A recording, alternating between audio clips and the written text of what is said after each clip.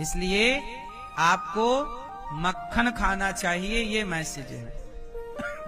आप लोग खाना पीना भूल गए, सड़ी रोटी खाते हो पिज्जा की।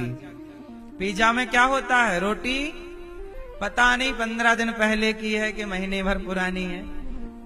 रोटी सड़ी ना रोटी है वो। पिज्जा, बर्गर इत्यादि ये विदेशों में खाते हैं, क्योंकि विदेशों की महिलाओं को, जो अंग्रेजों की महिलाएं, उनको रोटी बनाना आती नहीं है, तो वहां पर फैक्ट्रियों में रोटी बनती है, तो बना के रख लिया। हमारे यहाँ तो हर महिला को रोटी बनानी आती है, तो जब ताजी रोटी उपलब्ध हो जिस देश में, उस देश के लोगों को बासी रोटी 15 दिन पुरानी खाने की क्या जरूरत। लेकिन अब आजकल का दौर यही है कि समझदार होने पर भी आप ना समझी की ओर चल पड़े हैं। बोलो हाँ। तो भगवान हर लीला को दिव्यता से करते हैं। थोड़ी सी बात रास की कर लेते हैं। आज के रात ही भगवान ने अपने अधरों पे बांसुरी रखी और भगवान ने कहा, भगवान पिता रात्रि शरदोत्फुल्य मल्लिका वीक्षरन्तुम मनश्चक्रे योग माया मुपाश्रिता। आज भगवान ने गोपियों को बुलाया। गोपियां अपने अपने काम में बिजी थी कि बांसुरी रखी अधरों पर तो बांसुरी बजाई। गजब की बांसुरी बजती है वृंदावन बसैया की, करूं तारीफ मुरली की या मुरली के बजैया की। जहां चलता ना काम तीर और कमानों से, वहां बातें होती मुरली की तानों से। गजब की बांसुरी बजाते हैं भगवान। और जब बांसुरी बजी तो सारी गोपियां भगवान की ओर दौड़ पड़ी। अच्छा मुझे एक बात बताओ, गोपियां काम कर रही थी, गाय दोह रही, दोहंत्यो विययो काश्चित दोहम हित्वा समुत्सुकाः। कोई गाय दोह रही, कोई आंखों में काजल लगा रही, कोई आंगन लीप रही, कोई भोजन बना रही, पर बांसुरी सुनाई पड़ी तो गोपियों ने अपना सारा काम वहीं स्थगित किया, छोड़ा और दौड़ पड़ी कृष्ण की ओर। तो आप लोगों से मैं सवाल जरा सा कर लूं, बताओ कर्म बड़ा होता है कि धर्म बड़ा होता है? कौन बड़ा? कर्म बड़ा है। कितने लोग स्वीकार करते हैं कि कर्म बड़ा? अब धर्म बड़ा कितने लोग मानते हैं? मैया आप दोनों में हाथ नहीं उठा रही हो तो तीसरा ऑप्शन दूं क्या? रावण बड़ा, ऐसा बोलो। मैया ने दो में तो हाथ उठाए नहीं, किसी एक में। तो आप किसी रावण को बड़ा मानती हो? हैं? सुनो, कर्म बड़ा कि धर्म बड़ा? अब लोग कह रहे हैं कर्म बड़ा, ये बच्चे कह रहे हैं कर्म बड़ा है ना? आप यहां बैठे बच्चे भी कह रहे हैं कर्म बड़ा है, क्योंकि इन्होंने ट्रक के पीछे लिखी लाइन पढ़ी है ना, कर्म ही पूजा है। इन्होंने ट्रक के पीछे लिखी लाइन पढ़ ली और कर्म को बड़ा मानने लग गए कि वही पूजा है। चलो आप थोड़ी सी बात कर लेते हैं इस पर। अच्छा बच्चों ये बताओ, कर्म बड़ा है? ठीक है, तो ये बताओ कसाई क्या कर रहा है? वो अपना कर्म ही तो कर रहा है। गाय काट रहा है, बकरा काट रहा है, मुर्गी काट रहा है। क्या कर रहा है वो अपना कर्म कर रहा है। उसका कर्म है गाय काट। कसाई का कर्म क्या है? बकरा काटना, गाय काटना, मुर्गी, क्योंकि उसका कर्म वही है, वो वही करता है। वो उसी कर्म की रोटी खाता है, उसी कर्म से कमाता है। कसाई उसी की खाता है। तो कर्म यदि बड़ा है तो क्या कसाई का गाय काटने का कर्म बड़ा है? कर्म यदि बड़ा है, आप कहते हो ना बेटा कर्म बड़ा, तो चोर चोरी करता है तो चोर अपना कर्म ही तो कर रहा है। तो बताओ चोर का चोरी करना ठीक है? तो फिर कर्म कैसे बड़ा हुआ? यदि कर्म बड़ा है तो चोर चोरी करता है। चोर से पूछो क्या करता है? बोले मैं तो अपना कर्म करता हूं। बोलो हाँ कि ना? कर्म बड़ा है तो शराबी क्या कर रहा है? वो अपना कर्म कर रहा है, शराब पीने का कर्म है। गंजेड़ी गांजा पी रहा है, क्या कर रहा है? वो अपना कर्म कर रहा है। तो संसार में सब लोग अपना कर्म कर रहे हैं, लेकिन कर्म बड़ा है कि धर्म बड़ा है, ये कौन डिसाइड करेगा? अब सुनो, डिसाइड कौन करेगा कि बड़ा कौन? तो आओ समझते हैं। आप लोग आटा की रोटी बनाने से पहले आटा को क्या करती हो मैया? आटा को चलनी से क्यों चला जाता है? ताकि उसमें से गलत चीज अलग हो जाए, सही आटा अलग हो जाए, चोकर अलग हो जाए, आटा अलग हो जाए, क्योंकि उसमें भी कुछ गंदगी है। तो गंदगी को हटाने के लिए चलनी का प्रयोग है। ऐसे ही कर्म दो तरह के होते हैं, एक अच्छे कर्म, बुरे कर्म, दोनों हैं कर्म। दोनों क्या है? कर्म। तो धर्म का काम क्या है? धर्म चलनी की तरह है। जैसे आटे को चलनी ने अलग कर दिया और आटे के कचरे को अलग कर दिया, ऐसे जब आपको धर्म का ज्ञान होगा तो धर्म वो चलनी है जो अच्छे कर्म को अलग कर देगा, बुरे कर्म को अलग कर देगा। इसलिए कर्म करने वाले को धर्म का ज्ञान होना चाहिए। कर्म करने वाले को किसका ज्ञान हो?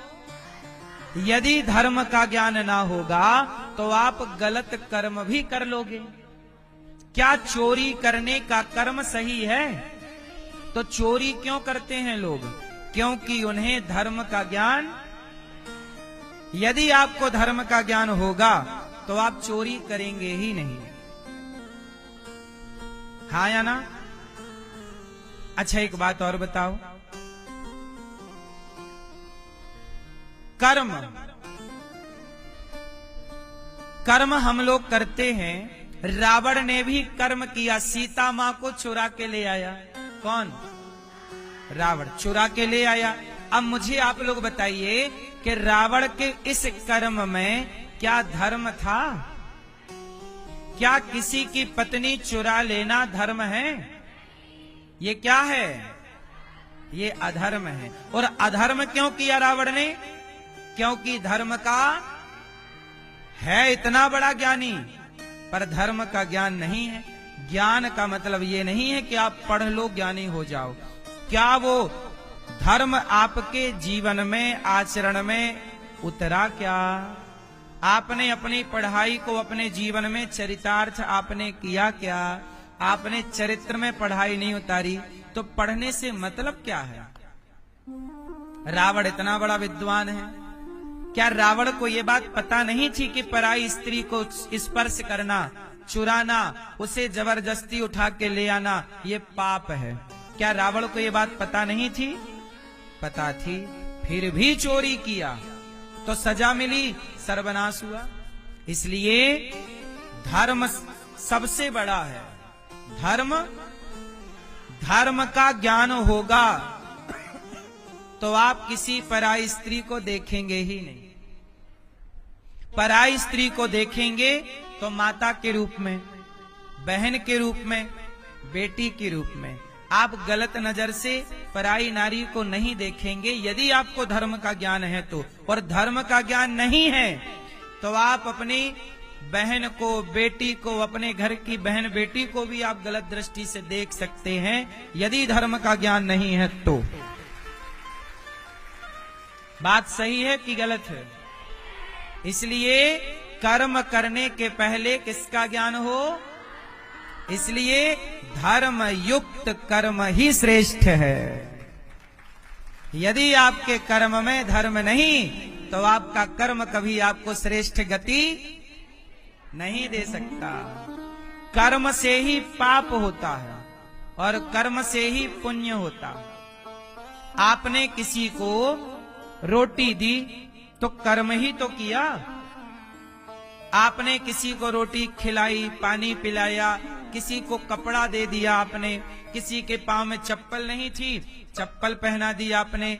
कोई बाप अपनी बेटी का विवाह नहीं कर पा रहा था, गरीब बेटे परिवार था, आपने उसकी बेटी के विवाह में कन्यादान ले लिया, 2, 5, 10 हजार का सहयोग कर दिया। तो आपने कर्म ही तो किया। क्या किया? लेकिन आप जब कर्म किए तो वो कर्म क्या बन गया? पुण्य। कर्म ही किसका रूप लेगा? हाँ, लेकिन जब आप किसी को गला दबाते हैं, किसी को डंडे से मारते हैं, किसी को गाली देते हैं, किसी की थाली से रोटियां छीन लेते हैं, किसी के पेट पर लात मारते हैं, तो आप ये कर्म ही तो कर रहे हैं। तो ये कर्म आपको क्या देगा? पाप। एक कर्म पुण्य बनता है और एक कर्म पाप बनता है। अब आपको डिसाइड करना है कि पाप करने वाला कर्म करें कि पुण्य करने वाला कर्म करें, क्योंकि आपका किया गया कर्म आपको वापस मिलेगा, पाप बनकर या पुण्य बनकर। मिलेगा कि नहीं? आपका किया ही तो आपको भोगना पड़ता है। आप जो करेंगे अच्छा या बुरा, अच्छा जो भी करेंगे वो कर्म करेंगे। अच्छा करेंगे तो भी कर्म कहलाएगा, बुरा करेंगे तो भी कर्म कहलाएगा। एक कर्म आपको पापी बनाएगा और एक कर्म आपको पुण्यात्मा बनाएगा। अब आपको पापी बनना है कि पुण्यात्मा? इस संसार में आप क्या कमाने आए हो?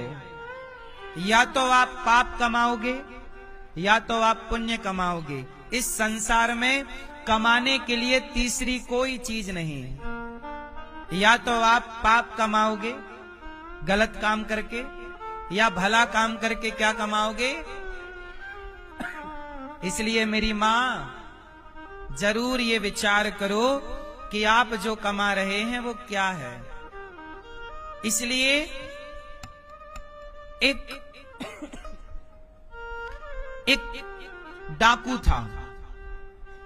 वो डाकू रास्ते में जो गुजरे रात को उसे लूट लेता था, सोना, और कोई यदि उसके साथ हाथापाई करे तो मार देता था। कई बार उस डाकू ने छोटे छोटे बच्चों को मार दिया, छोटी छोटी लड़कियों को मार दिया, माता पिता को मार दिया, बूढ़ों को मार दिया, साधु संतों की गर्दन काट दी। किसके लिए?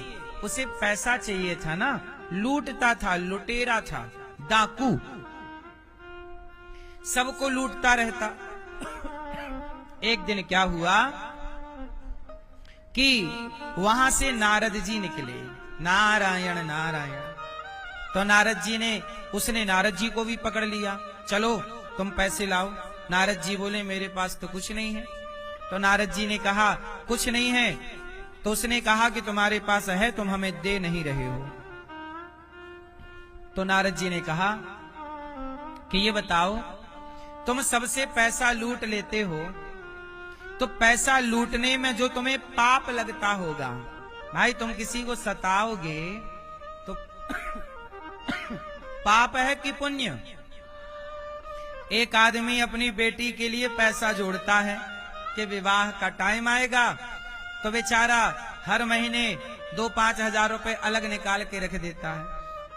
अब शादी के टाइम तक उसके पास माना कि 2 लाख रुपए इकट्ठे हो गए, किसी के पास, गरीब आदमी था, 2 लाख रुपए इकट्ठे हैं, चलो अब बेटी का विवाह करेंगे, अगले महीना बेटी का विवाह है, और उसके 2 लाख रुपए बेटी के लिए रखे हैं। और तभी कोई आए और चोर उसके पैसे चुरा के ले जाए, तो बताओ वो बाप हंसेगा कि रोएगा? अब सोचो कि आपने उसकी सारी कमाई समाप्त कर दी, लूट ली। ये सबसे बड़ा पाप है। तो नारद जी ने कहा कि डाकू, तुमने ना जाने कितने माँ को, बाप को, बेटियों को, बच्चों को मार डाला पैसे के लिए। ये बताओ, तुमने जो पैसे कमाए वो तो पत्नी को, परिवार में बांट दिया, पर जो तुमने पाप कमाए हैं मार मार करके, वो पाप किसे बांटोगे?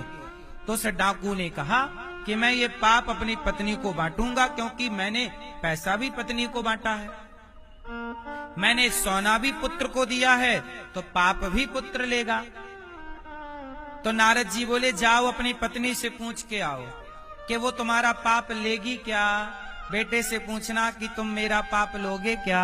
तो वो डाकू अपने लोगों से बोला कि तब तक बाबा जी को पकड़ के रखना, मैं पूछ के आता हूँ। तो डाकू चला और डाकू ने जाके पूछा अपने पत्नी से, अरे सुंदरी सुनो। पत्नी बोली, क्या लाए हो? तो डाकू बोला कि लाया तो अभी कुछ नहीं हूं, पर एक बात बताओ, तुमने मेरा सोना तो ले लिया जो डाकू मैंने चोरी की, तुमने मेरी चांदी ले ली, पैसा, ये बताओ कि जो मैंने पाप कमाया है, सैकड़ों लोगों की हत्या की है तुम्हारे लिए, क्या वो पाप तुम लोगी? पत्नी बोली, स्वामी मैं चाह लूं तो भी मैं आपका पाप नहीं ले सकती। आप अपना सोना मुझे दे सकते हैं, पैसा मुझे दे सकते हैं, पर आप मुझे कभी अपना पाप नहीं दे सकते। स्वामी मैं चाहूं तो भी आप नहीं दे सकते, और मैं नहीं ले सकती। पुत्र से पूछा कि बेटा तुम मेरा पाप भोगोगे? बेटा बोला, पिताजी क्यों भोगेंगे, आप भोग लेना, हमें तो पैसे दे दो। अब उसकी आंख खुल गई, वो संत जी के पास गया, चरणों में गिरा, महाराज मेरा धन तो सबने ले लिया, पर मेरा पाप कोई लेने को तैयार नहीं है। तब नारद जी ने कहा कि तू अब भगवान की शरण में चल। और वही डाकू को नारद जी ने कहा कि तू राम राम जपना, और राम राम जब जपा तो वह डाकू सारे पाप से मुक्त होकर के बड़ा पुण्यात्मा हो गया।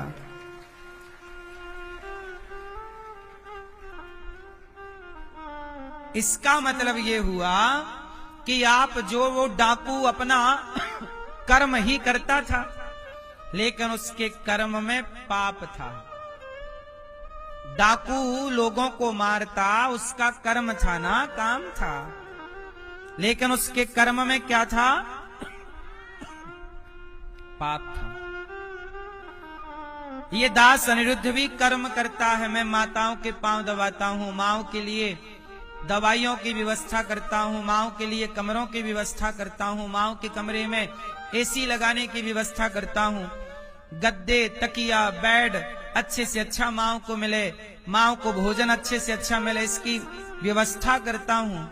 कोई माँ अपने से नहा नहीं पाती तो उनके लिए महिला कार्यकर्ता को, माँ को नहलाने के लिए, उनके कपड़े धुलवाने के लिए लगाता हूँ।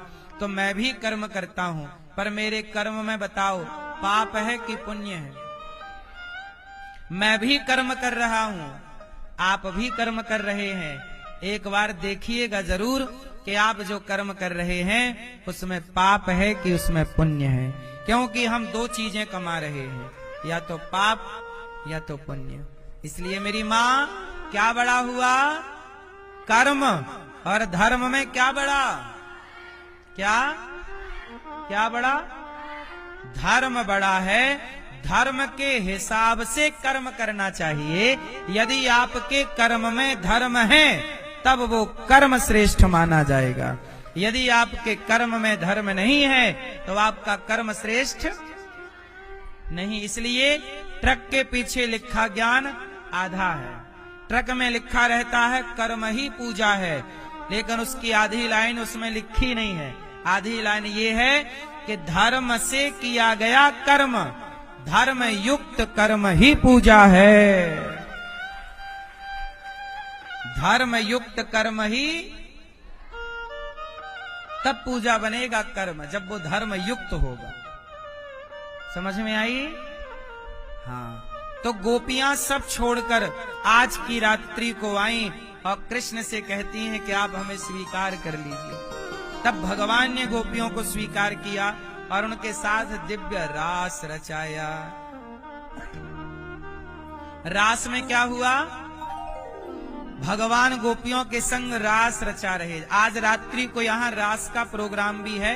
आप 7-7:30 बजे से आके सब देखिएगा, आनंद लीजिएगा। तो आज यहाँ पर उत्सव भी है। रात्रि को शरद पूर्णिमा का उत्सव। हम आपको रास का जरा सा अर्थ समझा दें, फिर हम आपको बाल लीला की ओर लेकर चलें। रास में क्या हुआ? भगवान अपनी गोपियों से मिले, भक्त और भगवान का मिलन हुआ। उस मिलन में मिलन का सुख भी था और विरह का दुख भी था। भगवान छोड़कर चले गए तो जाने का दुख और मिलने का सुख दोनों था। सब प्रकार के रस हैं, वही है रास। रास में क्या हुआ था? भगवान कृष्ण ने क्या किया? गोपियों के संग रास रचाया। बताओ ये गोपी कौन है? गोपी किसे कहते हैं? बताओ बेटा, गोपी किसे कहते हैं? हैं? किसको? राजा की सहेली को, राधा की सहेली को गोपी कहते हैं। अच्छी परिभाषा दे दी आपने।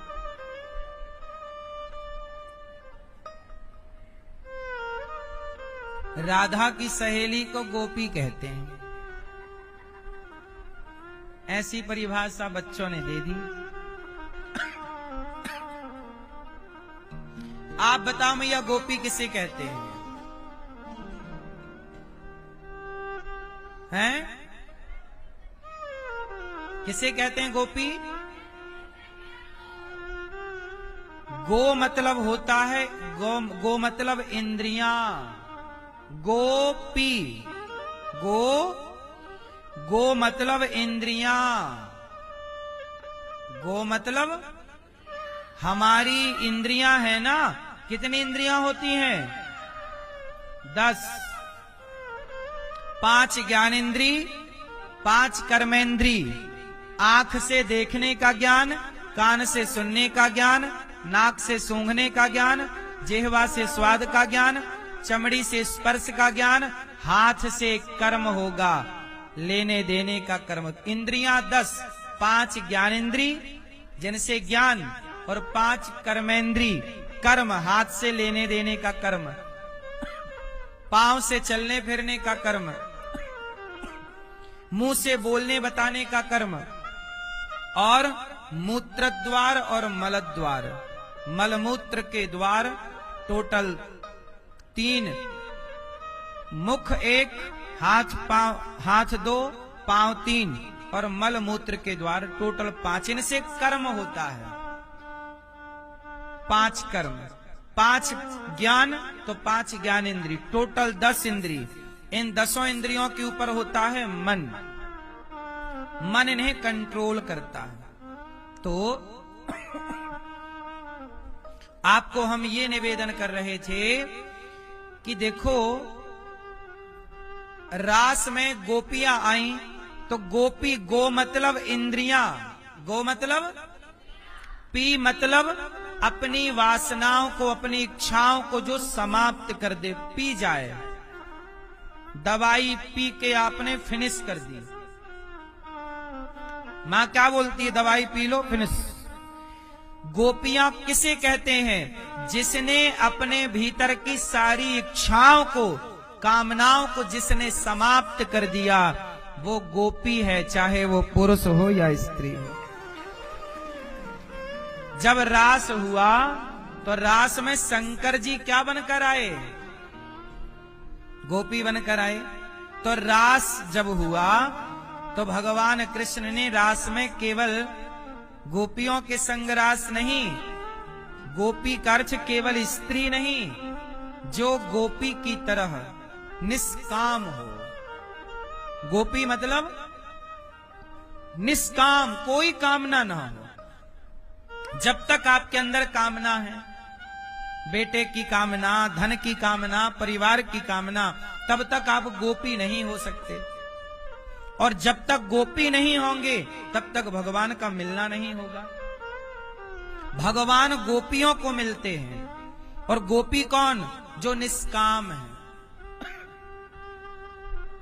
गोपी कौन? जो कोई कामना नहीं, उसे गोपी कहते हैं। इसलिए आप भी गोपी बनेंगे तब आपको भगवत प्राप्ति होगी। इसलिए कहते हैं मरने से पहले निष्काम हो जाइए, कोई कामना ना हो। बताओ, हनुमान जी के अंदर कोई कामना है? कुछ चाहते हैं? इसलिए वृंदावन में हनुमान जी भी गोपी बन के रहते हैं, शंकर जी भी गोपी बनकर रहते हैं। इसलिए मेरी मां, ये जो रास है, रास का मतलब है जीवात्मा और परमात्मा का मिलन। लेकिन बॉलीवुड ने इस रास में भगवान श्री कृष्ण को बदनाम करने के लिए सेंटेंस घुसा दिया। आप लोग भी कहते हैं कि तुम करो तो रास लीला, हम करें तो कैरेक्टर ढीला। क्या मतलब है इसका? क्या भगवान श्री कृष्ण का कैरेक्टर ढीला था? तो आप लोग अभी हंसे किस पर? किस पर? भगवान कृष्ण पर ही तो हंसे। किस पर? नहीं, बॉलीवुड पर थोड़ी हंसे आप। आपको पता ही नहीं कि आप जो हंसे वो हंसी किसके लिए थी। भाई आप क्या बोल रहे हैं? तुम करो तो रास लीला और हम करें तो कैरेक्टर ढीला। तो कैरेक्टर ढीला को जोड़ा किससे? रास लीला से। तो रास लीला भगवान कृष्ण की लीला है। तो क्या रास लीला में क्या भगवान कृष्ण का कोई कैरेक्टर ढीला था? नहीं। तो फिर आप जो हंसे वो हंसे किस पर?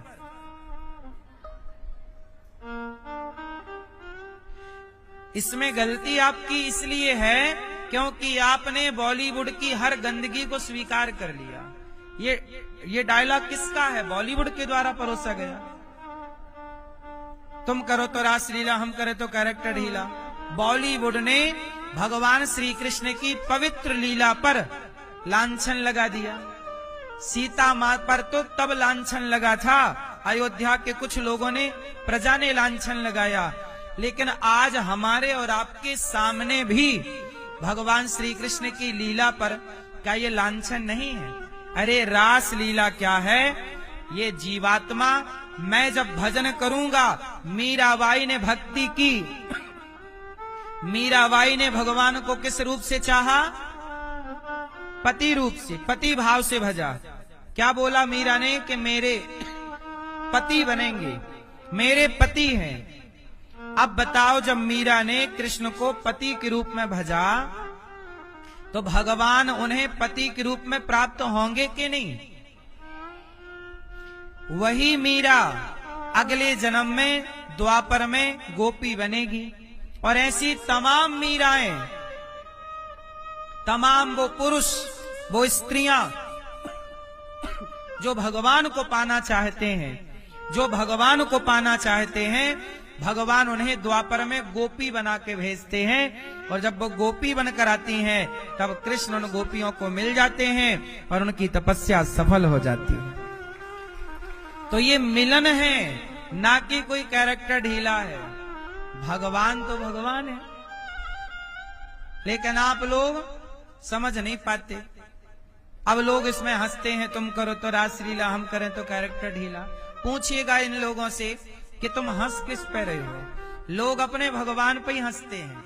सनातन का नुकसान ये है कि आप अपने भगवान पे हंस रहे हो और आपको पता ही नहीं कि आप हंस किस पे रहे हो। कितनी तरीके से बॉलीवुड ने गेम खेल लिया।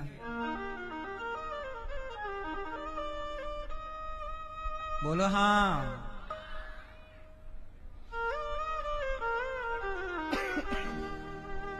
इसलिए भगवान की रास लीला में शंकर जी भी आए, दिव्य लीला हुई। भगवान श्री कृष्ण, भगवान की उस लीला के लिए इस रात को चुना गया था, आज पूर्णिमा की रात को। आज भगवान कृष्ण का, कल आपने सुना, प्रकट हुए भगवान। भगवान जन्म नहीं लेते। भगवान क्या होते हैं? क्या होते हैं मेरी माँ? भय प्रगट कृपाला दीन दयाला, हर्षित महतारी मुनि मनहारी, अद्भुत रूप विचारी। भगवान प्रकट हो गए। जब प्रकट हुए तो वसुदेव जी भगवान को लेकर कहां गए? भगवान श्री कृष्ण कहां प्रकट हुए? बच्चे बताएंगे। कहां प्रकट हुए बेटा? कहां? कौन सा स्थान था? आगरा, ग्वालियर, झारखंड, मथुरा, कहां? भगवान कृष्ण के पिता कौन? वासुदेव तो कृष्ण का नाम है। वसुदेव, वसुदेव के पुत्र वासुदेव। वसुदेव कृष्ण के पिता का नाम है और वासुदेव भगवान कृष्ण का नाम है। वसुदेव नंदन वासुदेव। तो किनके पुत्र हैं? वसुदेव जी के माता का नाम माता देवकी। भगवान प्रकट हुए, भगवान को लेकर वसुदेव जी चले।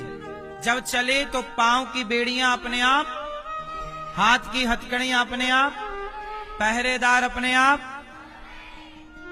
क्या संकेत है?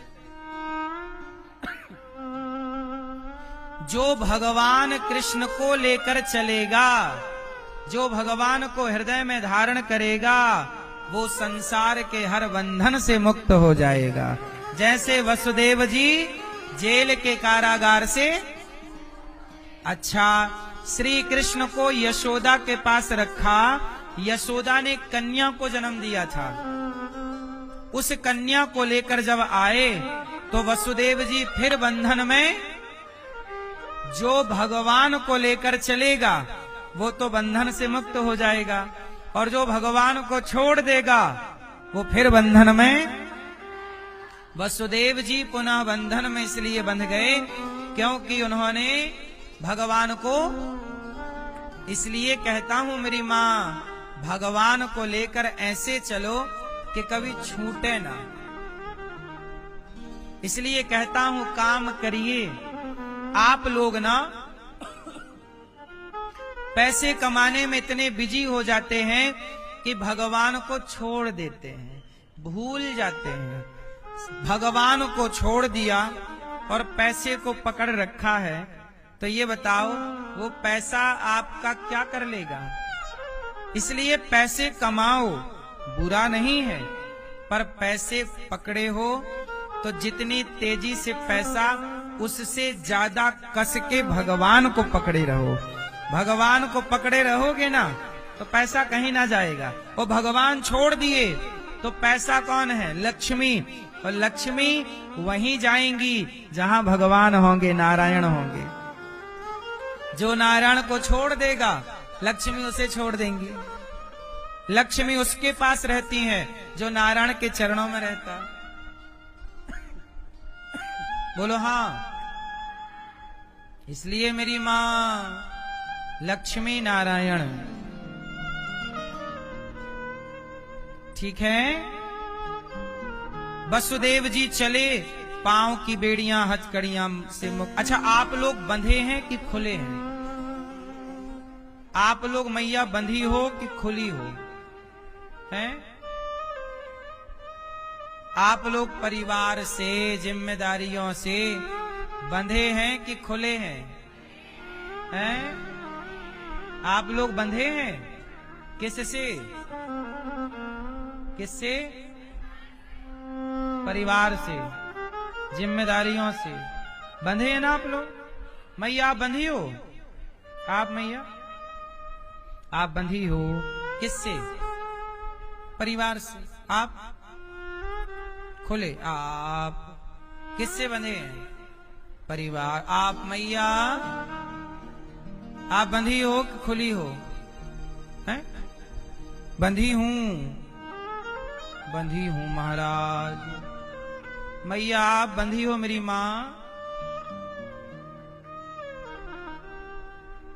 क्या मैया आप लाल मैया बंधी हो, खुली हो?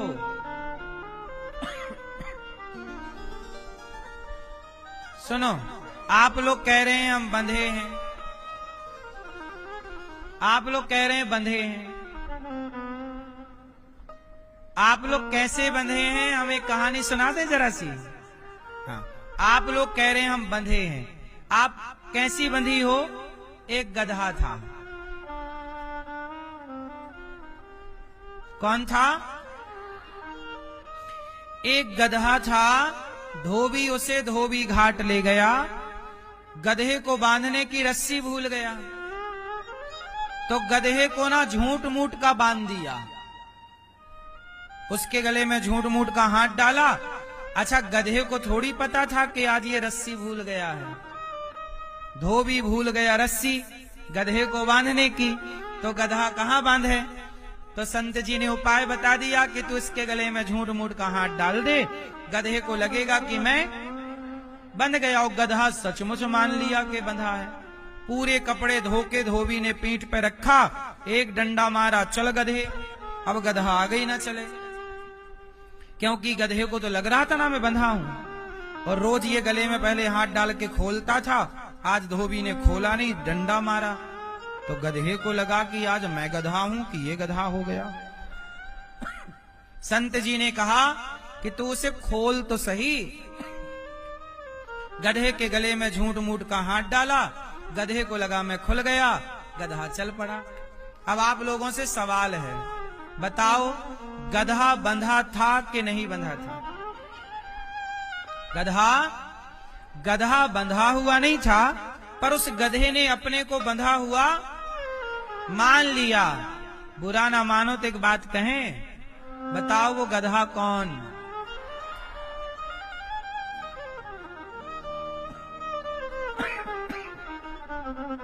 कौन वो गधा?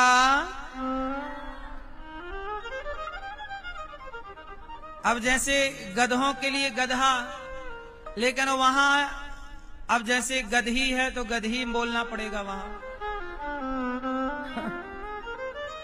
सुनो, वो गधा बंधा नहीं था, पर उसने अपने को बंधा हुआ मान लिया। उसी तरह आप भी कोई भी बंधा हुआ नहीं है, किसी से आप नहीं बंधे।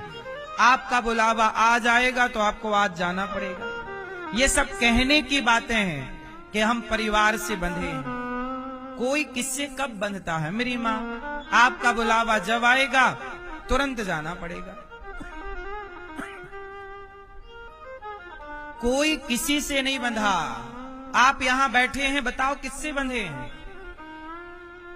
घर में हैं, किससे बंधे हैं?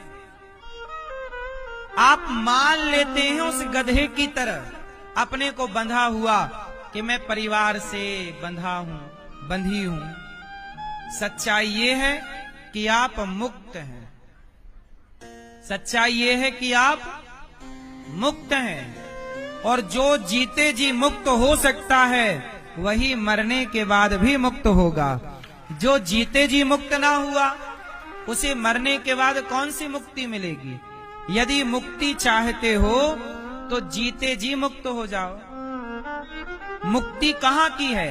जीते जी की मुक्ति है। मरने के बाद की कोई मुक्ति जब ठीक है, अपनी जगह सब सही है, पर जो जीते जी मुक्त हो गया वही मरने के बाद मुक्त होगा। जीते जी मुक्ति नहीं मिली तो मरने के बाद उम्मीद ना करना।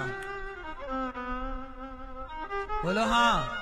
इसलिए कहता हूं, काम करो, परिवार में रहो, पर परिवार से बंध के ना रहो। पैसे कमाओ, पर पैसे से बंधो मत। बंधो किससे? भगवान से। भगवान से बंधे रहो, भगवान से बंध करके संसार के काम करो। पतंग आकाश में उड़ती है पर बंधी रहती है एक धागे से। यदि वो धागे से ना बंधी रहे तो पतंग कभी आकाश में नहीं उड़ सकती।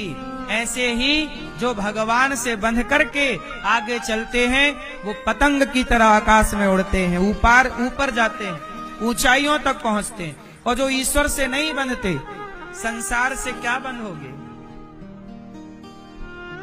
पत्नी से बंधोगे तो दुर्गति हो जाएगी, संसार से पति से बंधोगे दुर्गति होगी। पैसे, कल हमने सुनाया ना कि भरत जी मरते समय एक मृग से बंध गए, मृग से मोह कर लिया, उन्हें मृग बनना पड़ा। मरते समय आपका मन कहीं संसार में लग गया, संसार से बंध गए, तो आपको संसार की ठोकर खाने आनी पड़ेगी। इसलिए कहता हूं, हम यहाँ बंधने आए ही नहीं, इस संसार में भगवान ने हमें मुक्त होने के लिए भेजा है। जाओ मुक्ति को ढूंढ के लाओ।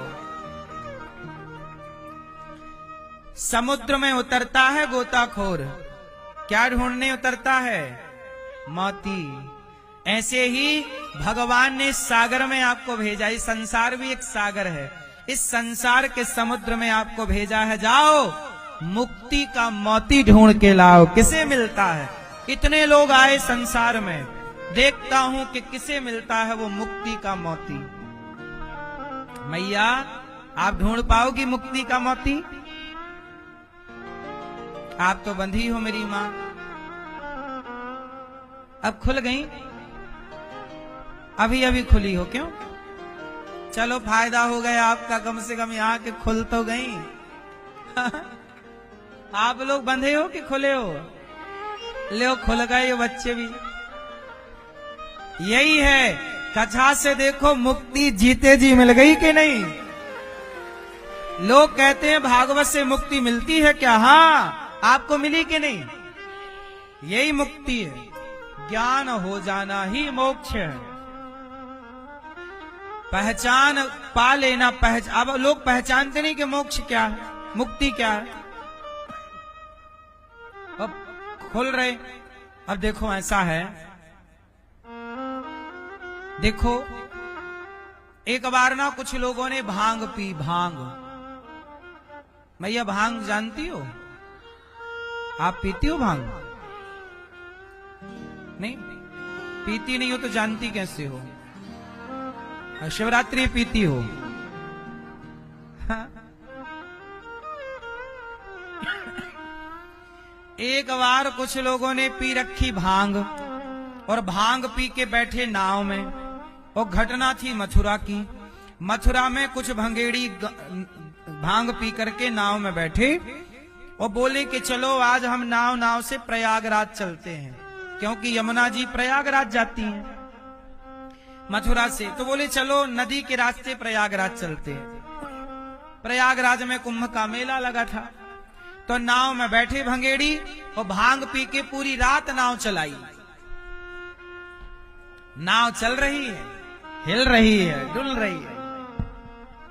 सवेरा हुआ, कुछ लोग नहा रहे थे यमुना जी में, तो भंगेड़ियों की भांग भी थोड़ा उतर गई। पूछा भाई साहब क्या हम प्रयागराज आ गए? तो नहाने वालों ने कहा भाई साहब ये मथुरा ही है। अरे बोले हम तो पूरी रात चले, पूरी रात नाव चली, हम पहुंचे नहीं। बोले रात भर नाव चलाई पर नाव तो खूंटे से बंधी थी। नाव तो खूंटे से बंधी थी। अब बंधी हुई नाव को पूरी रात चलाई तो पहुंचेगी? अरे मंजिल भी तब मिलेगी जब अपने को बंधन से मुक्त करोगे। बिना खोले जब नाव नहीं पहुंचती कहीं, तो बिना अपने मन को संसार से खोले हुए आपका मन और आप कहां पहुंचोगे। इसलिए मन को सबसे खोलो और मन को भगवान में लगाओ, तब मंजिल मिलेगी। वरना यहां मन लगा है तो फिर, अब जैसे आप वृंदावन में हो पर मन लगा घर में, मन लगा संसार में, तो यहां होने का कोई अर्थ नहीं यदि मन वहां है तो। इसलिए पहला बंधन किसका है? मन का। मन के हारे हार है, मन के जीते जीत, मन ही मिलावत राम से और मन ही करत फजीत। मन की गति है अटपटी, झटपट लखे न कोय, और मन की जब खटपट मिटे तो झटपट दर्शन होए। पूरा खेल मन का है। मन लग गया सही जगह तो आप सही हो गए, मन लग गया गलत जगह तो आप गलत हो गए। आप ना सही थे ना आप गलत थे, आपका मन सही या गलत होता है। व्यक्ति सही या गलत नहीं होता। सही गलत कौन होता है? बोलो। इसलिए समझदार लोग अपने मन को अपने कंट्रोल में रखते हैं और मूर्ख लोग मन में बह जाते हैं। यदि मन के साथ बह जाओगे, मन को कंट्रोल यदि आपने, अच्छा ये बताओ, मन की बात माननी चाहिए कि नहीं माननी चाहिए? बोलो। मन की बात माने कि नहीं? बेटा मन की माने कि नहीं? पीछे मैया सो गई क्या मेरी माँ? चश्मा वाली मैया सो गई आप मेरी माँ? सुनो, मन की बात माने कि ना माने? हैं? मन की मत मानियो। यदि आप मन की माने तो मन आपका कहां जाता है? सामने वाली खिड़की में एक चांद का टुकड़ा रहता है।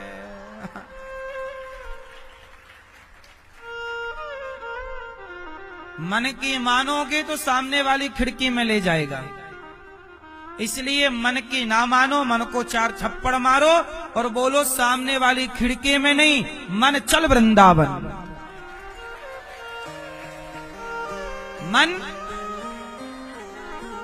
मन चल रे वृंदावन धाम, जपेंगे मिलेंगे राधे श्याम कहेंगे। तो मन कहां जाए? वृंदावन।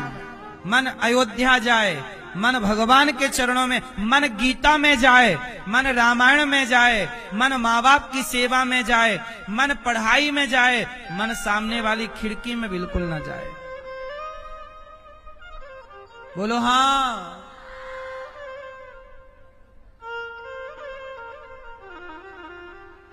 एक साधु जा रहे थे। एक कौन जा रहा था? एक साधु जा रहे थे कि कहीं बढ़िया जलेबी बन रही थी दुकान में। सवेरा का टाइम था, सवेरे सवेरे जलेबी पोहा, तो बढ़िया ताजी ताजी जलेबी।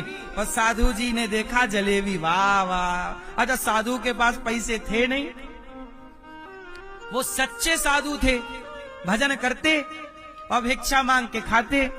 तो बोले चलो भिक्षा मांग के खाऊं जलेबी। तो जलेबी वाले के यहाँ गए, खड़े रहे, भाई साहब भिक्षाम दे ही, थोड़ा जलेबी दो, आना है, भोग लगाएंगे ठाकुर जी का, जलेबी हमारे ठाकुर जी खाएंगे, हम भी खाएंगे। तो जलेबी वाला बड़ा दुष्ट था, नास्तिक। वो साधु संतों का कोई सम्मान करता नहीं। बड़ी देर तक खड़े रहे साधु जी, बोलते रहे जरा जलेबी दो। उसने नहीं दी तो साधु जी ने एक जलेबी का एक पीस उठाया और अपने छोटे ठाकुर जी को भोग लगाए, प्रभु खाओ, आज जलेबी है आपके लिए, खाओ। और ठाकुर जी खाए और उसके बाद संत जी ने खाया। तब तक उसने देख लिया, वो डंडा निकाल के ले आया और बाबा जी के जमाया 3, खूब मारा। बाबा जी बोले लो ए मन, आज तने डंडा खवा दिए। किसने डंडा पड़वाए?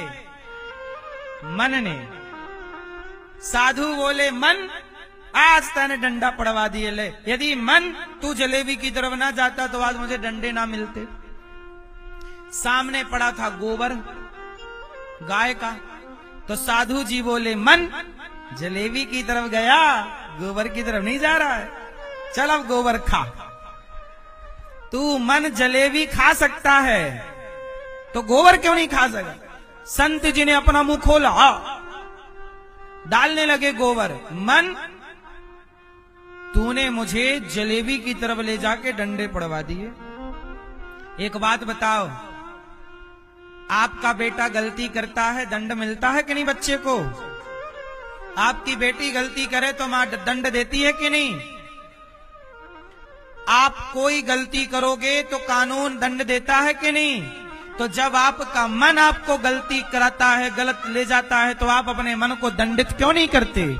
दंड दोगे तो मन सुधर जाएगा, आप दंड नहीं देते इसलिए आपका मन आपके सिर पे नाच रहा है। संत जी ने कहा चल जलेबी खाने का मन था ना, अब गोबर खा। ठूसा आ करने लगा मन, तू कुछ भी कर खाएगा गोबर। ये मन को क्या था? दंड था। जब गलती आपने की है तो सजा आपको मिलनी चाहिए। गलती आपने आप से ही की है तो सजा भी आपको आप से ही मिलनी चाहिए, यही न्याय है। लेकिन आप लोग अपने को दंड नहीं देते। आप लोग अपने को बचा लेते हो। बचाओगे तो आपका मन आपसे गलत काम कराएगा। रावण ने यदि अपने मन को थोड़ा रोक लिया होता तो रावण का सर्वनाश ना होता। आज समाज में रावण, जरा सोचिए कि रावण सीता मां को ना चुराया होता तो आज समाज में रावण की भी पूजा हो रही होती। रावण जैसा ज्ञानी, रावण जैसा विद्वान, रावण जैसा भक्त। अरे शिव तांडव किसने लिखा? जटाटवी गलत ज्वल प्रवाह पावित स्थले गले वलम विलंबिताम भुजंग तुंग मालिकाम डमट डमट डमन निनाद।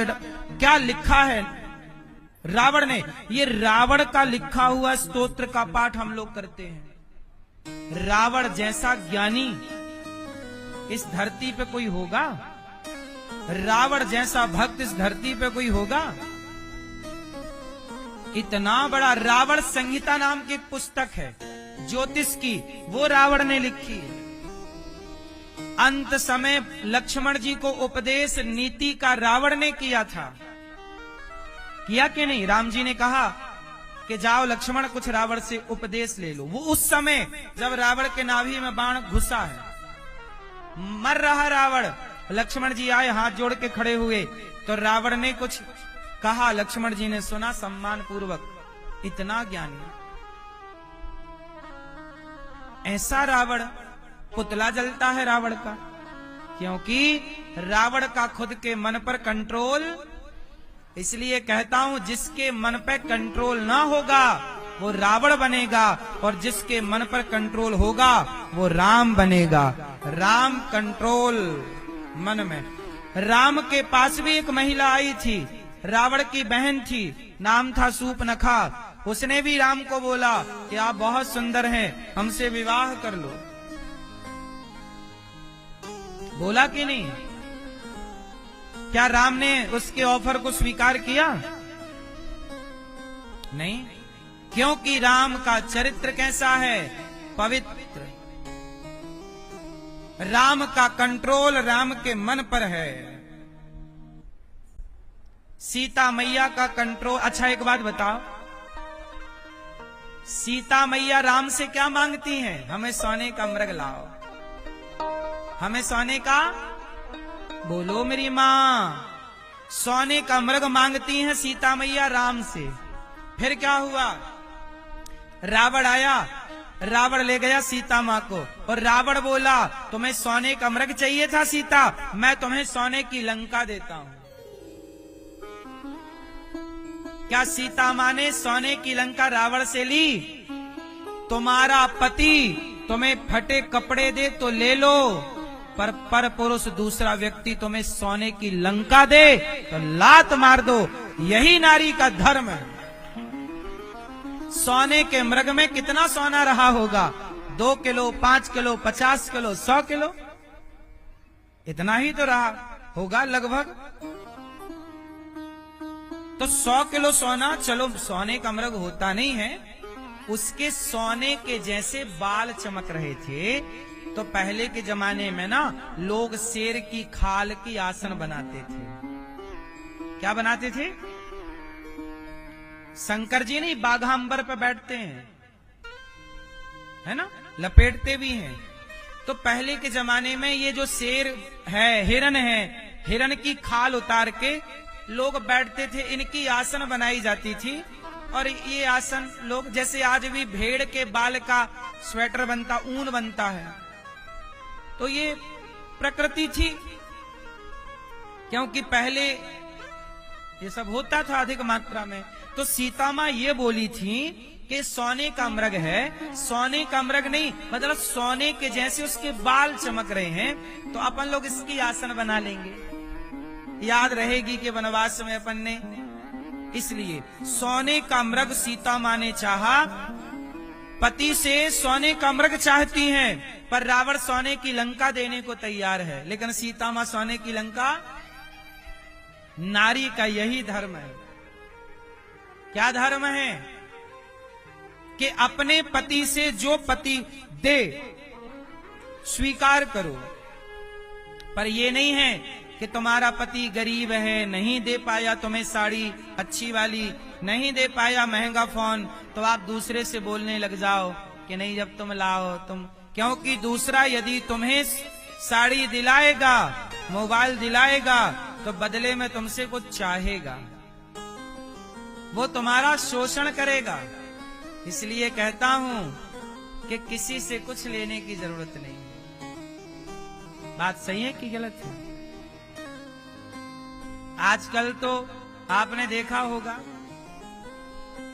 नेता लोग साड़ी बांटते हैं, स्टील का बर्तन बांटते हैं, लोग झुंड लगा लेते हैं, लड़ जाते हैं, मर जाते हैं 100 रुपया की साड़ी के लिए। सही है कि गलत है? अरे दूसरा आदमी तुम्हें साड़ी क्यों देगा और दूसरे की साड़ी तुम पहनोगी क्यों मेरी माँ? अपने पति की पहनो ना मेरी माँ। माना कि तुम्हारा पति गरीब है, नेताजी तुम्हें 100 रुपए की साड़ी दे रहे हैं और पति तुम्हारा 50 रुपए वाली दे रहा है, तो 100 वाली को लात मारो और 50 वाली स्वीकार करो। यही नारी का धर्म है या नहीं? ये थोड़ी कि अब आप पति को छोड़ के, अब आजकल यही चल रहा है, सब लोग नहीं, कुछ हिस्से में क्या चल रहा है, उल्टा सीधा काम कुछ लोग करते हैं। जरा सोचिए कि जो आप करते हैं उससे आपके समाज पर, आपके बच्चों पर क्या प्रभाव पड़ेगा। इसलिए कोई भी काम करिए धर्म ना जाए, प्राण जाए पर वचन मीन्स धर्म ना जाए। तो भगवान पहुंचे, आप लोग बंधे नहीं हैं, खुले हैं, आजाद हैं, मुक्त हैं। सारे ब्रज में उत्सव चालू हो गया। तभी पूतना मौसी आ गई। पूतना लोक बालघ्नि राक्षसी रुधिरासना जिघांसया पहरै स्तनम दत्वापसद्गतिम। पूतना लोक बालघ्नि, तो मेरी माँ पूतना छोटे छोटे बच्चों को मार मार के खा जाती। आज भगवान को मारने आई। जैसे ही भगवान के पास पूतना आई, भगवान ने देखा बड़ी सुंदरी बनकर आई है, भगवान ने नेत्र बंद कर लिए, पूतना को देखा ही नहीं। क्यों नहीं देखा? भगवान कहते हैं पूतना का तन बड़ा सुंदर है, सुंदरी बनकर आई है, पर मन बड़ा गंदा है इसका। और भगवान कहते हैं कि तन किसी का सुंदर हो और मन किसी का सुंदर ना हो, तो हम सुंदर तन वाले को नहीं देखते, सुंदर मन वाले को देखते। मन सुंदर था शबरी का, तो शबरी के घर चले गए। लेकिन तन सुंदर था सूपनखा का, तो सूपनखा के तन को एक बार भी नहीं देखा, और शबरी के मन को बार बार देखा राम ने। शबरी के मन को देखा और शबरी के जूठे बेर खाए। बोलो हाँ। जबकि शबरी सुंदर नहीं थी, जबकि सूपनखा बहुत सुंदर बनकर आई, लेकिन राम जी ने सुंदर तन वाली सूपनखा को नहीं देखा, सुंदर मन वाली शब। इसलिए भगवान, आप चाहते हैं कि भगवान की कृपा दृष्टि हमारी ओर हो, तो आप भी अपने मन को सजाना स्टार्ट करो। मन का श्रृंगार करिए, मन की मैल धुल डालिए।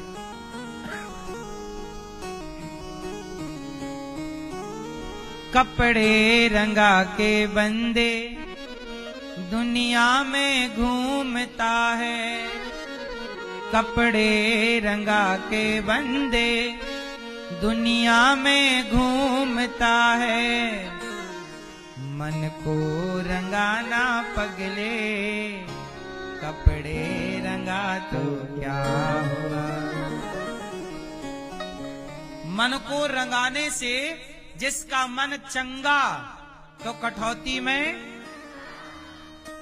मन चंगा तो कठौती में गंगा, और मन चंगा नहीं तो गंगा में भी गंगा नहीं। मानो तो मैं गंगा मां हूं, ना मानो तो बहता। मन चंगा तो कठौती में गंगा, और मन चंगा नहीं तो गंगा में गंगा।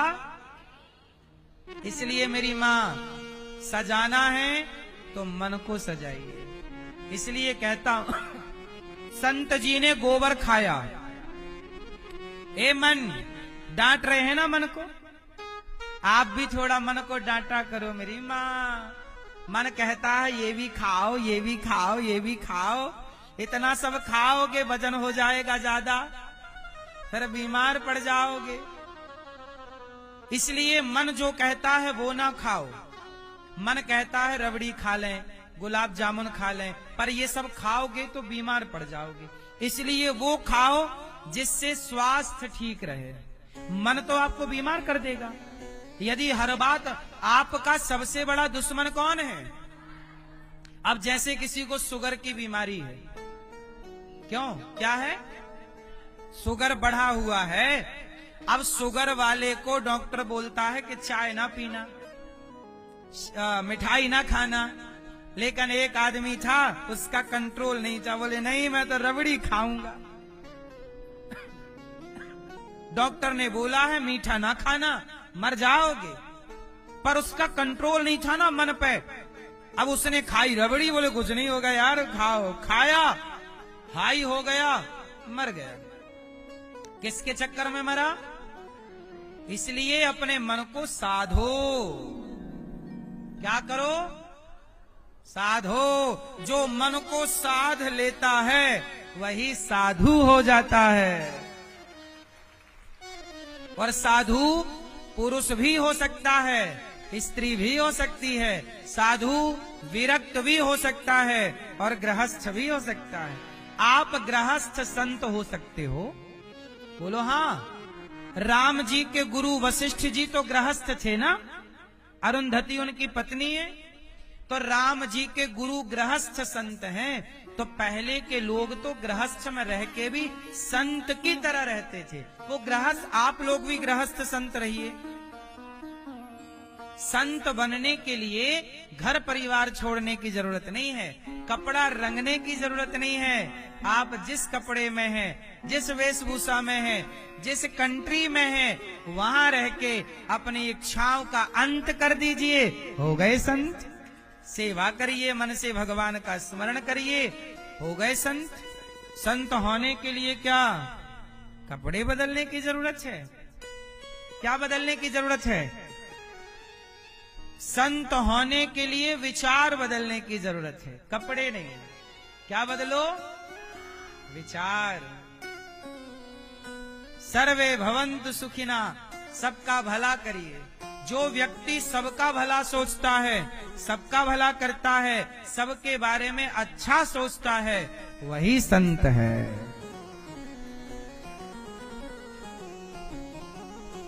बोलो हाँ।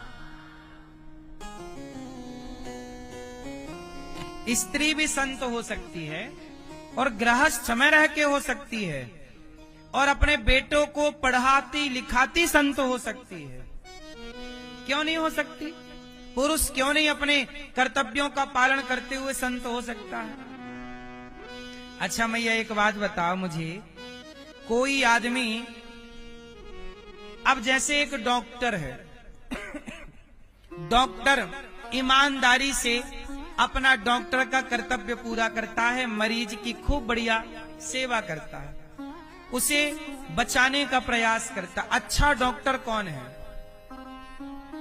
जो एक डॉक्टर होता है जो पैसे के लिए काम करता है। कुछ डॉक्टर ऐसे होते हैं जो मुर्दे को भी भर्ती कर लेते हैं, पर कुछ डॉक्टर ऐसे होते हैं जो जेब का पैसा लगा के भी किसी की जान बचाने का प्रयास करते हैं। बोलो हाँ, तो कौन सा डॉक्टर बेहतर है? जो अपना पैसा लगाकर भी जो मरीज को बचाने का प्रयास कर रहा है, किसी के बेटे को बचाने का प्रयास कर रहा है, किसी के सुहाग को बचाने का प्रयास करता है, वो डॉक्टर होता हुआ भी संत है, नहीं है? अपने पैसे लगा के वो उसका इलाज करा, उसकी इंसानियत देखिए, ये संत है, ये संत डॉक्टर है। अब इसे कपड़ा रंगने की जरूरत नहीं है, तू डॉक्टर रह भैया, तो ऐसी सेवा कर, तुझे इसी रूप में भगवान मिलेंगे। तू एडवोकेट है ना, तो तुम एडवोकेट, अब कुछ एडवोकेट ऐसे हैं कि अपना पैसा खर्च करके भी किसी को न्याय दिला देते हैं, और कुछ ऐसे होते हैं जो सामने वाले से पैसा लेके भी न्याय, कुछ लोग ऐसे होते हैं कि बलात्कार करने वाले को जिता देते हैं, और जिस लड़की का बलात्कार हुआ उसे हरा देते हैं। बोलो हाँ। तो संसार में जो एडवोकेट धर्म के लिए लड़ रहा है, सत्य को जिताना चाहता है, उसके लिए वो अपने 1000 5000 खर्च भी कर रहा, उस जैसा संत कहां होगा बताइए? वो एडवोकेट होता हुआ भी संत है, उसमें संत के लक्षण हैं। वो जो पैसा कमाने के लिए काम कर रहे हैं, वो अपना, चलो भैया तुम दाल रोटी कमा रहे हो, पर दाल रोटी भी अधर्म से तो ना कमाओ कि तुम बलात्कारियों को जिताओ। क्यों? तुम्हारे पास पावर है तो उसका सदुपयोग करना, दुरुपयोग ना करना। होलिका के पास पावर था कि आग उसे जलाएगी नहीं। होलिका के पास पावर क्या था? कि आग उसे नहीं जलाएगी, परंतु होलिका ने अपने पावर का दुरुपयोग किया और प्रहलाद को गोद में लेकर बैठ गई जलाने के लिए। और जब अपने पावर का उसने दुरुपयोग किया तो प्रहलाद तो नहीं जले, पर आग जिस होलिका को नहीं जलाती थी, जब उसने अपने पावर का मिसयूज किया तो आग ने उसे जला के समाप्त कर दिया। जो अपने पावर का दुरुपयोग करता है, विद्या का, शिक्षा का, उसकी शक्ति ही उसका नाश कर देती है। क्योंकि तुम्हें देखने वाला कोई तो है जो देख रहा है, लाख आंख से देख रहा है, तुझे देखने वाला। सच की खेती कर ले चतुर नर, समय गुजरता जाता मेरे मालिक की दुकान में सब लोगों का खाता। हाँ मैया, ये मत सोचा करो कि आपको कोई नहीं देखता, आप झूठ बोलेंगे कोई देख रहा है, बुरा करोगे। इसलिए कहता हूँ, आप मैया एक बात बताओ, आप 25 माला जपती हो, माना कि आप 25 माला जपती हो, राम राम कृष्ण कृष्ण राधे राधे हरे कृष्ण हर सीताराम श्रीमन्ना, ठीक है, आप 25 माला जपती हो, लेकिन आप ना माला जपने के बाद निंदा करती हो, चुगली करती हो, झूठ बोलती हो। और एक दूसरी महिला है जो एक माला जपती है, पर वो किसी झूठ कपट में नहीं रहती, बचा हुआ समय भगवान का चिंतन पढ़ती है, बच्चों को योग्य बनाती है, बच्चों को सही संस्कार देती है। पर वो तुम्हारी तरफ 25 माला नहीं जपती, पर वो निंदा किसी की नहीं, चुगली नहीं, झूठ नहीं बोलती। बताओ कौन सही है?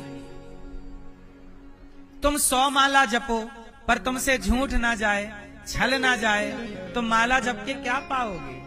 इसलिए मेरी माँ, तुम एक माला जपो, पर कम से कम भगवान का ये डर रखो कि हम झूठ बोलेंगे, हम किसी की निंदा करेंगे, चुगली करेंगे, हमें क्या मिलना, हम क्यों करें? आप यदि सच्ची हो ना मेरी माँ, ईश्वर सच्चे मन वाले को देखता है, सच्चे भाव वाले को देखता है। तुम माला कितनी जपो और तुम्हारे मन में छल कपट है, और तुम हम कहते हैं एक बार बोलो, हे श्रीमन नारायण, मैं ईमानदारी से वृद्ध माओं की सेवा करूं, ईमानदारी से अपने बच्चों को पढ़ाओ, आप अपने बेटे को पढ़ाओ लिखाओ, योग्य बनाओ, यदि आपका बेटा पढ़ लिख के इस राष्ट्र के काम आ गए, आपका बेटा सरकारी एक मैनेजमेंट में मैनेजर हो गया, माना कि आपका बेटा बैंक का मैनेजर हो गया, किसी कंपनी का मैनेजर हो गया, सरकारी या प्राइवेट, और वो ईमानदारी से वहां रह के अपना काम कर रहा, तब आपका माँ बाप होना सार्थक हो गया। अब तुम्हारा बेटा दिन भर भ्रष्टाचार कर रहा है, गरीब आदमी को लूट रहा है, चल तेरा हम काम कर देंगे, 5,000 दे दे, चल तेरा काम कर देंगे, पैसे के बिना काम नहीं करता जबकि सरकार तनख्वाह दे रही है। अब बताओ तुम्हारा बेटा बेईमानी से पैसा कमाने लग गया तो तुम्हारा माँ बाप होना सफल हुआ कि असफल हो गया? मेरी माँ हाथ जोड़ के कहता हूं, अपने बच्चों को पढ़ाओ लिखाओ पर ईमानदार बनाओ। आज सबसे ज्यादा ना बेईमान लोग हैं, ईमानदारों की कमी है। यदि इस देश में सारे लोग ईमानदार हो गए तो ये फिर से सोने की चिड़िया बन जाएगा मेरा देश। ये देश गुलाम इसलिए हो गया, बेईमान लोग ज्यादा हैं। ईमानदार होते तो काहे गुलाम होता? इसलिए मेरी माँ, बचो हर गलत काम से। इसलिए कहता हूँ मैया जी झूठ मत बोलो, प्रभु के पास जाना है। मैया जी झूठ मत बोलो,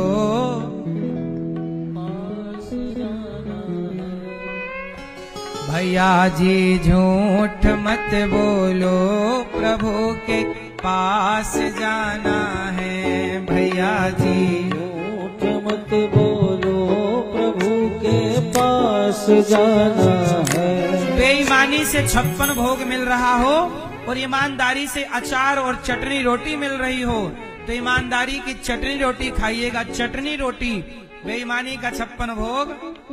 आप लोग पढ़ लिख के भ्रष्टाचारी तो नहीं बनेंगे, पैसा लेके तो काम नहीं करोगे। जो सरकार देगी, जो आपकी ईमानदारी का मिलेगा पेमेंट, वो लेना। बेईमानी का यही, इसी से हमारा राष्ट्र आगे बढ़ेगा। हाँ मैया जी झूठ मत बोलो, प्रभु के पास जाना है।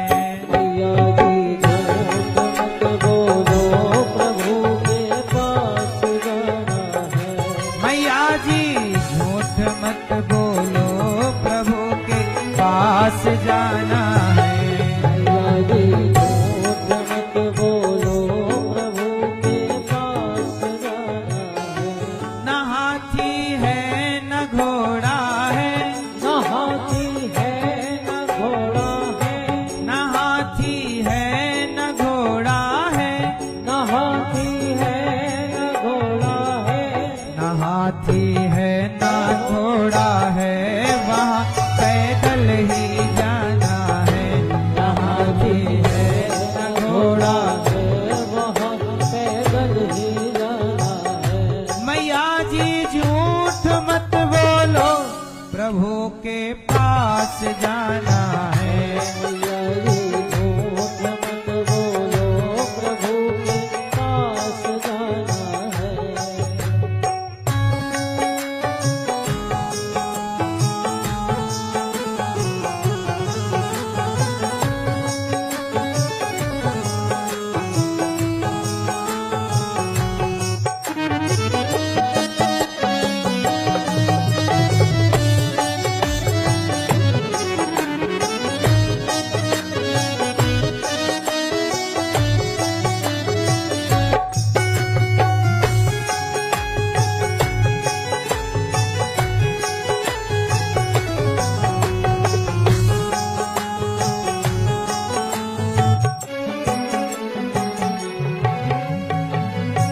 तुम्हारे महल चौबारे, तुम्हारे महल चौबारे, यहीं रह जाएंगे सारे, यहीं रह जाएंगे सारे। तुम्हारे महल चौबारे, यहीं रह जाएंगे सारे। तुम्हारे महल चौबारे, यहीं रह जाएंगे सारे। अकड़ किस बात की प्यारे, अकड़ किस बात की प्यारे, ये सर फिर भी झुकाना है। अकड़ किस बात की प्यारे, ये सर फिर भी झुकाना है। मैया जी झूठ मत बोलो, प्रभु के पास जाना है। झूठ मत बोलो, प्रभु के पास जाना है।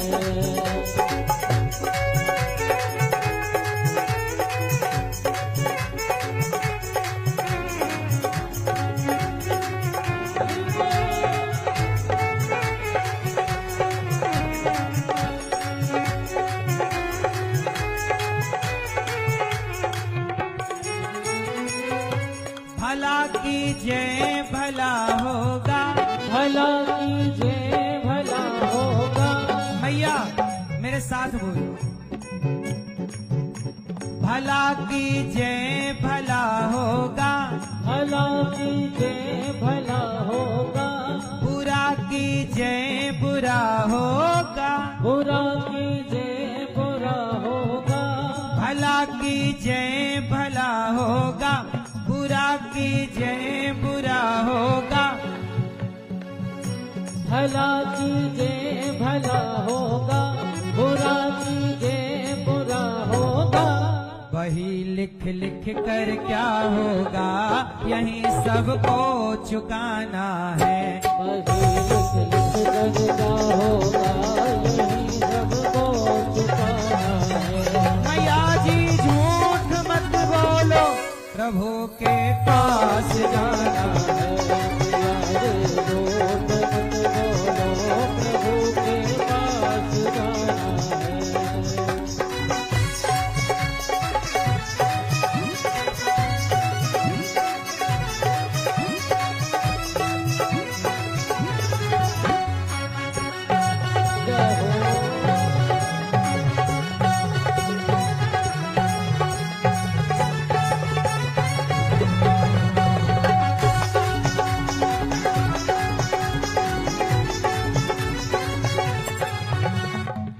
शंकर जी आए भगवान को देखने, और मैया बोली लाला आ बैठ मेरी गोदी में, आ बैठ मेरी गोदी में, तुझको निहार लूं।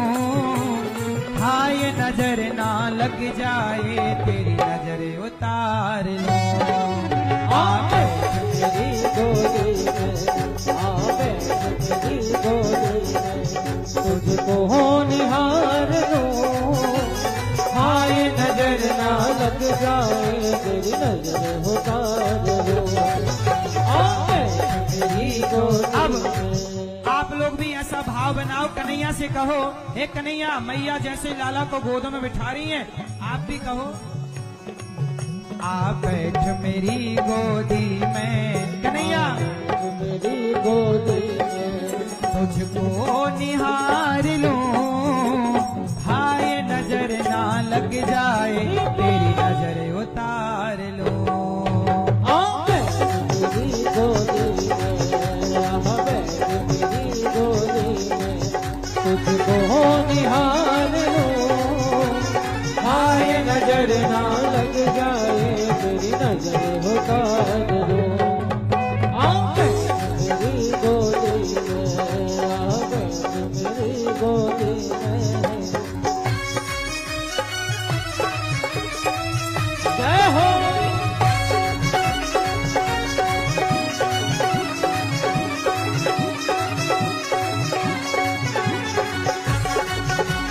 हे हरि।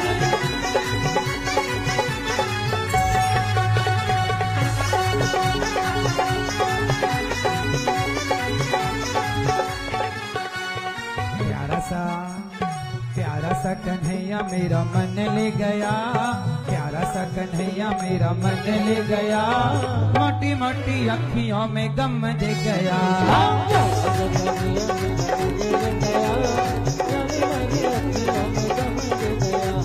प्यारा सा कन्हैया मेरा मन ले गया, मोटी मोटी अखियों में आंसू दे गया।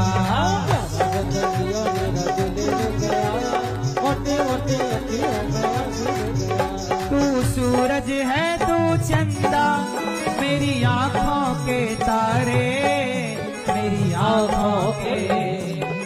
आंचल में छुप जाना दिल ओ दुनिया से न्यारे ओ दुनिया से न्यारे किस्मत तू मेरो लाला, किस्मत तू मेरो लाला तुझ पे जगवार दूं, आए नजर ना लग जाए तेरी नजर उतार लो मेरी डोली में मेरी डोली में तुझको निहार लूं, आए नजर ना लग जाए तेरी नजर उतार लो मेरी डोली हरि बोल।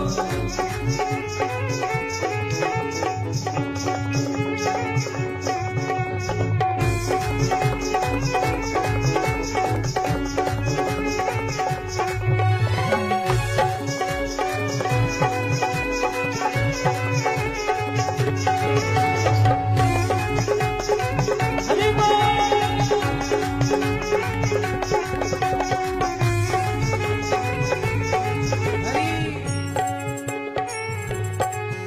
तेरे मोटे मोटे नैना, तेरी तोतली जुबान, तेरी तोतली जुबान तेरे मोटे मोटे नैना तेरी तोतली जबान तेरी तोतली जुबान मैं आनंद में आ जाती जब कहता तू मुझे माँ, जब कहता तू मुझे माँ। मैं आनंद में आ जाती जब कहता तू मुझे माँ जब कहता तू मुझे माँ सांवरिया मेरे प्यारे, सावरिया मेरे प्यारे सांवरिया मेरे प्यारे, तुझे इतना दुलार दूं, आए नजर ना लग जाए तेरी नजर उतार लो।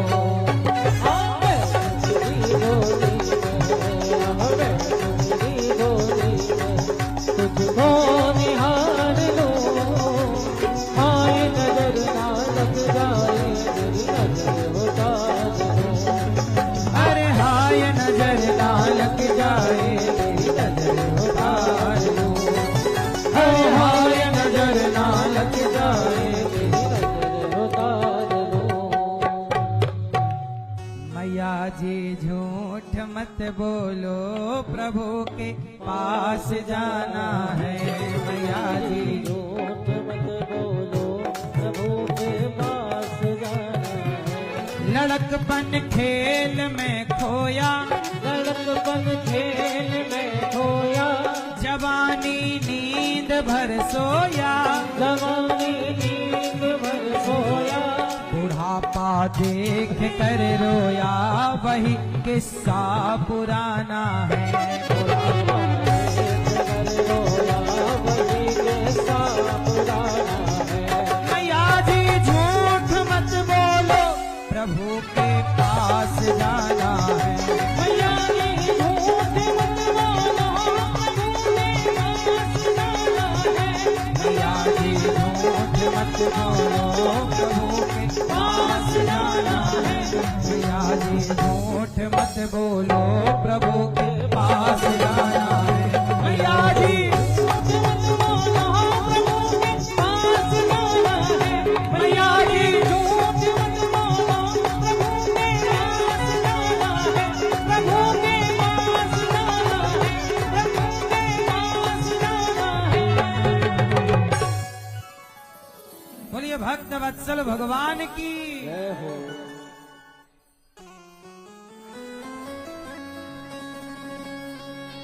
भला कीजिए भला होगा, बुरा कीजिए बुरा होगा, वही लिख लिख कर क्या होगा, यही सबको चुकाना है। भैया जी झूठ मत बोलो, प्रभु के पास जाना है भले एक माला कम जपो पर झूठ नहीं। भले एक रोटी कम खाएंगे, चटनी और अचार रोटी खाएंगे, पर झूठ की खाएंगे कि सच की? ईमानदार बनो मेरी माँ, ईमानदार बच्चे बनाओ, ईमानदार समाज हो। डरो बुरा करने से, डरो बेईमानी करने से, क्योंकि लाख आंख से देख रहा है तुझे देखने वाला। एक आंख से नहीं निगरानी है आप पर, लाख आंख से देख रहा है तुझे देखने वाला। सच की खेती कर ले चतुर नर, समय गुजरता जाता मेरे मालिक की दुकान में सब लोगों का खाता। इसलिए लड़कपन खेल में खोया, जवानी नींद भर सोया, बुढ़ापा देख कर रोया, वही किस्सा पुराना है। मैया जी झूठ मत बोल, क्यों? न हाथी है न घोड़ा है, न हाथी है न घोड़ा है, न हाथी है न घोड़ा है, न हाथी है न घोड़ा है, वहाँ पैदल ही जाना है। न हाथी है न घोड़ा है, वहाँ पैदल ही जाना है। मैया जी क्या बोलोगी मेरी माँ? झूठ बोलोगी? क्या बोलेंगे? झूठ बोलोगे तो काला कौआ काट खाएगा, सच बोल काला कौआ काट खाएगा। झूठ बोलोगे तो, इसलिए मेरी माँ, कोई है जो आपको देख रहा है, बचो, डरो, उस विधाता से डरो, गलत काम करने से डरो। आज का आदमी इतना निडर हो गया, किसी से नहीं डरता।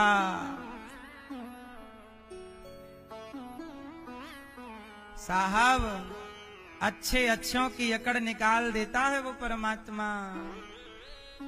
बचा कौन? बताओ। दशरथ जी से एक गलती हो गई। सुनो बेटा, शांत रहो। दशरथ जी से क्या हो गया? एक पाप हो गया। उन्होंने श्रवण कुमार को मार दिया। श्रवण कुमार को मारा तो श्रवण कुमार के माता पिता भी तड़प तड़प के मर गए। श्रवण कुमार के माँ बाप ने श्राप दे दिया, दशरथ जी जैसे हम पुत्र के लिए तड़प रहे हैं ना और मर रहे हैं, आप भी मरोगे ऐसे। दशरथ जी तो भगवान के पिता हैं, पर भगवान के पिता का भी उस पाप ने पीछा नहीं छोड़ा। जो आप कर्म कर रहे हो वो कर्म पीछा भोगना पड़ेगा। इसलिए मेरी माँ, इंसान बनो, अच्छे डॉक्टर, अच्छे इंजीनियर, अच्छे एडवोकेट, अच्छे इंसान बनो। भगवान ने पूतना मौसी का उद्धार किया, बड़ी सुंदर बनकर आई। देखा भी नहीं कि तुझे क्या देखें, तेरा तो तन गोरा है, मन काला है। इसलिए मन को सजाओ। पूतना को मारा, बड़ी परम गति दी। शकटासुर को मारा, तृणावर्त को मारा। गर्गाचार्य जी ने भगवान का नामकरण संस्कार किया। क्या संस्कार हुआ? अच्छा, भगवान शंकर जी आ गए, लाला को दिखाई दे मुंह मैया। शंकर जी आए, मैया बोली बाबा तेरी शकल बड़ी डरावनी है, तेरे गले में सांप लटके, मैं छोरा को दर्शन ना कराऊंगी। शंकर जी बोले मैया मो को दर्शन ना कराएगी तो मैं तेरे दरवाजे को छोड़ूंगो ना, बैठो रहूंगो या दरवाजे पे। मैया बोली दारी के बाबा बैठो रहे, हमारे घर में ऐसे 40 दरवाजे हैं। शंकर जी बोले हे प्रभु आप ही दर्शन दो, आपकी मैया तो दर्शन नहीं करा रही है। तब भगवान कृष्ण रोने लग गए, और जब रोए तो भगवान श्री कृष्ण की माँ यशोदा लाला काहे गो दूध पिलाया तो दूध नहीं पिया, काहे गो मैया को। शंकर जी बोले मैया या को भूत लग गए भूत। मैया डर गई, अब भूत कौन उतारे गो। शंकर जी बोले ला मारी गोद में मैं आके भूत उतारूं। मैया बोली बाबा तो को भूत उतारनो आए। शंकर जी बोले मारो तो नाम ही भूत भावन है, हम अच्छे अच्छों की भूत उतारे, लाओ हमारी गोद में। कन्हैया जैसी कन्हैया शंकर जी की गोद में गए, मुस्कुराने लगे। भगवान बोले देखो प्रभु आपकी गोद में आने के लिए हमें रोना पड़ा।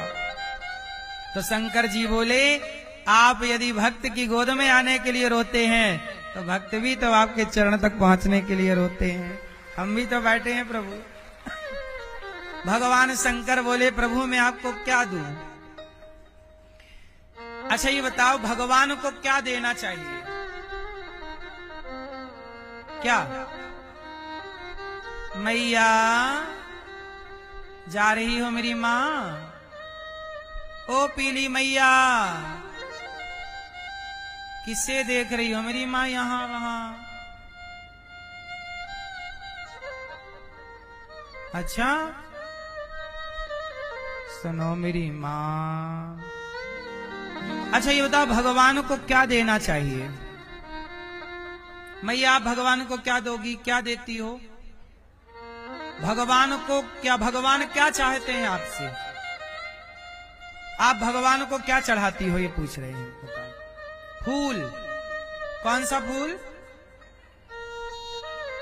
काय का,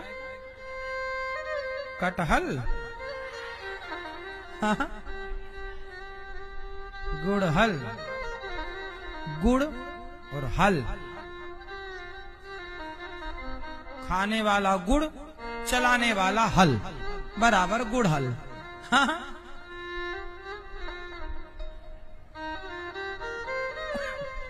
भगवान को क्या देना चाहिए भैया, ए मेरी माँ क्या देना चाहिए। भगवान को क्या चाहिए आपसे, प्रेम चाहिए, ठीक है आप देते हैं प्रेम। आप क्या देना भगवान को, क्या चढ़ाते हो आप मूंछों वाले भैया क्या चढ़ाते हो भगवान को, हैं फूल, काय का फूल, सुदामा का, गुलाब। सुनो मेरी माँ भगवान को कह रहे हैं आप लोग फूल चढ़ाते हैं। अच्छा ये फूल आपके घर पे बनता होगा क्यों, किसका बनाया है ये, भगवान का बनाया फूल भगवान को दे दिए, इसमें कौन सी बड़ी बात है। आप अपना कुछ दो ना, सस्ते में निपटा रहे हैं भगवान को। क्या चढ़ाना चाहिए भगवान को, क्या क्या क्या चढ़ाना चाहिए मेरी माँ, भाव। टमाटर किस भाव दिए, वही वाला भाव है। सुनो भगवान को फूल चढ़ाओगे तो ये फूल ऑलरेडी भगवान ने बनाया है, ये ऑलरेडी उनका है। क्या चढ़ाओगे, तुलसी चढ़ाओगे तो तुलसी ऑलरेडी भगवान की पत्नी है, वृंदा उनकी पत्नी, उन्हें क्या चढ़ाओगे। पैसा, पैसा ऑलरेडी भगवान के पांव दबा, लक्ष्मी कौन है, चरण सेवा कर रही है, कितना पैसा चढ़ाओगे भगवान को। भगवान तो लक्ष्मी पति है, लक्ष्मी पति को तुम कितनी लक्ष्मी दोगे, सोना चढ़ाओगे, चांदी चढ़ाओगे, इनकी जरूरत भगवान को नहीं है। ना भगवान आपसे सोना चाहते, ना चांदी चाहते, ना रुपया चाहते, ना गुलाब चाहते, ना चंपा चाहते, ना गुड़हल चाहते, ना तो भगवान आपसे कोई मेवा मिष्ठान चाहते। क्या चाहते हैं, भगवान चाहते हैं कि आप अभी तक आपने फूल चढ़ाया, तुलसी चढ़ाई, पैसे चढ़ाए, मेवा मिष्ठान चढ़ाए, अब की बार मंदिर जाना तो आप भगवान के चरणों में खुद को लेकर जाना। प्रभु आज तुलसी चढ़ाने नहीं, स्वयं को आपके चरणों में समर्पित करने आए हैं। खुद को चढ़ाओगे, खुद को कब चढ़ाओगे, आप अपने को समर्पित कर दो ना। प्रभु आज से ये दासी आपकी, आज से ये दास, जब आपने अपने को चढ़ा दिया तो फिर बचा क्या, सब चढ़ गया। आपके पास माना कि इतने पैसे हैं, माना कि अब इतने पैसों में से आपने इतना पैसा, भगवान को लोग पर्स निकालते हैं, पर्स में से कुछ पैसे निकालते हैं, भगवान को चढ़ा देते हैं। आपने इतने पैसों में इतने पैसे भगवान को चढ़ाए, लेकिन जब आप अपने को भगवान में चढ़ा दोगे तो आपकी सारी संपत्ति चढ़ जाएगी, भगवान की हो जाएगी। इसलिए खुद को सौंपो। भगवान कब मिलेंगे? जब भक्त समर्पण करेगा। हम अपने प्रभु, आज से हम आपके। अब आप सच बताओ मेरी माँ, आज तक आपने सब कुछ चढ़ाया है, खुद को चढ़ाया है? खुद को कहाँ चढ़ाया? खुद को आपने चढ़ाया संसार के लोगों में। आप अपने आप को किसे सौंपते हैं? आप अपने आप को पत्नी को सौंप देते हैं, पति को सौंप देते हैं, बच्चों को सौंप देते हैं। आज से बच्चा तू मेरी सेवा कर, मैं तेरी माँ, ले